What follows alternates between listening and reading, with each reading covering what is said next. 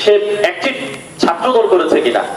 তো ছাত্রদল এবং ছাত্রলীগ মিলে যদি 10-20% হয়, এই 20% মিলে যদি রাষ্ট্র পরিচালনা করতে চায়, আর সাধারণ মানুষের যে 80% সন্তান আছে তারা কোথায় যাবে?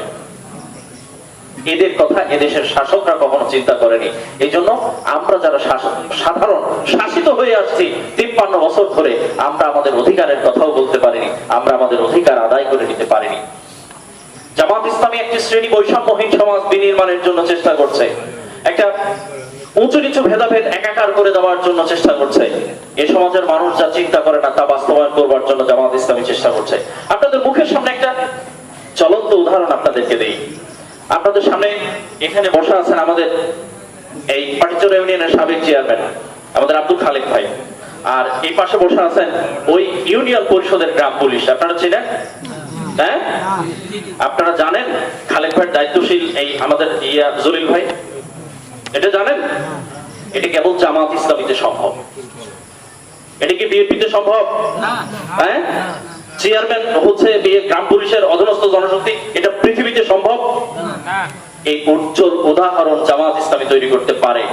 এই কাউন্সিলের যিনি গ্রাম পুলিশ তিনি জামাত ইসলামের দায়িত্বশীল, আর যিনি চেয়ারম্যান তিনি তার কর্মী। আল্লাহু আকবার। কেবলমাত্র বৈষম্যহীন একটা সমাজ, যোগ্যতার ভিত্তিতে চাকরি দেওয়া, যোগ্যতার ভিত্তিতে সমাজ পরিচালনা করা, ন্যায়সঙ্গতভাবে ইসলামকে এস্টাবলিশ করা, সমাজে ন্যায় বিচার প্রতিষ্ঠা করা জামাত ইসলামের পক্ষে সম্ভব, অন্য কোন দলের পক্ষে সম্ভব নয়। জামাত ইসলামী একটা নতুন বাংলাদেশের স্বপ্ন দেখছে। জামাত ইসলামী একটা শ্রেণী বৈষম্যহীন সমাজ ব্যবস্থা বিনির্মাণের স্বপ্ন দেখছে।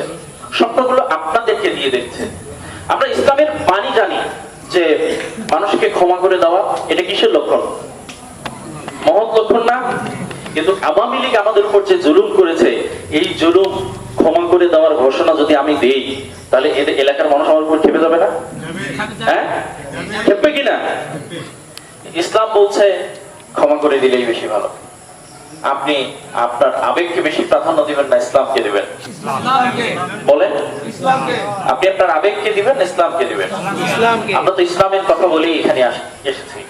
আমরা তো ইসলাম কায়েম করবার জন্য এখানে বক্তৃতা করছি। আমরা তো আমাদের ব্যক্তিগত খায়েশ মেটাবার জন্য এখানে আসিনি। আমাদের আলী আহসান মোহাম্মদ মুজাহিদ উনি যখন শাহাদাত বরণ করেন, ফাঁসির আগ মুহূর্তে ফ্যামিলির সদস্যদের সাথে সাক্ষাৎ করেছিলেন। তার সন্তানকে বলেছিলেন, আমার বিরুদ্ধে যারা সাক্ষী দিয়েছে অন্যায় ভাবে আমি সবাইকে মাফ করে দিলাম। জামাত ইসলামী আজকে নতুন মাফ করতে চায়নি, তবে জামাত ইসলামের আমির এও বলেছে নির্দিষ্টভাবে যারা অপরাধ করেছে, যারা এই হত্যার সাথে জড়িত, যারা গণহত্যার সাথে জড়িত, যারা মানুষের অধিকার লঙ্ঘন করেছে তাদের বিচার হবে। কিন্তু সামগ্রিকভাবে এই সমাজের সকল মানুষ তো অপরাধী নয়। সকল মানুষ কি অপরাধী? আমরা তাই আমাদের বিবেক না, ইসলাম যা বলছে সেই আলোকে আমরা বলতে চাই। আমরা অসাধ্যকে সাধন করতে চাই।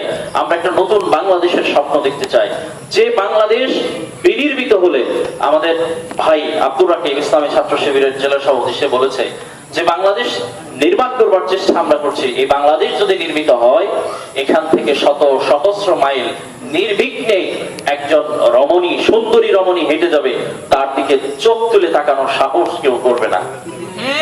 আমরা এমন একটা স্বপ্ন দেখছি, এমন একটা বাংলাদেশ বিনির্মাণ করার স্বপ্ন দেখছি, যে বাংলাদেশ বিনির্মিত হলে আমরা আর এই খবর কখনোই পাবো না যে আমাদের কোন ক্যাবিনেট সদস্য 36,000 কোটি টাকা লুপাট করেছে। কোরআনুল কারীম বলেছে, আস-সারিকু ওয়াস-সারিকাতু ফাকতাউ আইদিয়াহুমা, চোর হোক চোরনি হোক তার হাত কেটে দাও। যদি এই হাত কাটার আইন এই সমাজে প্রতিষ্ঠিত হয়, উনি বলছিল যে চোরের হাত কাটার এই বিধান যদি প্রতিষ্ঠিত হয়, তাহলে চেয়ারম্যান যখন কাউন্সিলে যাবে তার বউ বলবে, আমি খেয়ে থাকি না খেয়ে থাকি, তুমি কাউন্সিলে যাচ্ছ ভালো হাত নিয়ে ফিরে এসো, কাউন্সিলে গম চুরির অপরাধে যাতে তোমার হাত কাটা না হয়। জামাত ইসলামী যদি প্রতিষ্ঠিত করতে পারে ইসলামী সমাজ, তাহলে এমন একটা শ্রেণী বৈষম্যহীন সমাজ বিনির্মিত হবে যে আমি যদি চেয়ারম্যান হই, আমি কাউন্সিলে যাবার পূর্বে আমার মেয়ে এই অভিযোগ করার সাহস পাবে না, বাবা কত চেয়ারম্যানের মেয়েকে তো কত কিছু দেয়, কত কিছু কিনে দেয়, তুমিও তো চেয়ারম্যান, আমার জন্য এটা নিয়ে আসো সেটা নিয়ে আসো। বরঞ্চ আমার মেয়ে আমাকে বলবে, বাবা তুমি তুমি কাউন্সিলে যাচ্ছ ঠিক ভালো, কিন্তু কাউন্সিল থেকে আসার পথে তোমার হাত দুটো সাথে নিয়ে এসো, লোকেরা যেন কম চুরির অজুহাতে তোমার হাত কেটে না নেয়। আমার নির্বাচন যারা করেছে তারা বলবে, ভাই তুমি নির্বাচিত হয়েছো, ভালো করে দায়িত্ব পালন করো। এই দায়িত্ব পালন করতে গিয়ে চুরির অপবাদ পেয়ে যদি তোমার হাত কাটা হয়, লোকেরা আমাকে বলবে তুমি কি চোরের পক্ষে কাজ করেছিলে? জামাত ইসলামী এমন একটা সমাজ বিনির্মাণ করতে চায় যে সমাজ থেকে অন্যায় দূরীভূত হবে।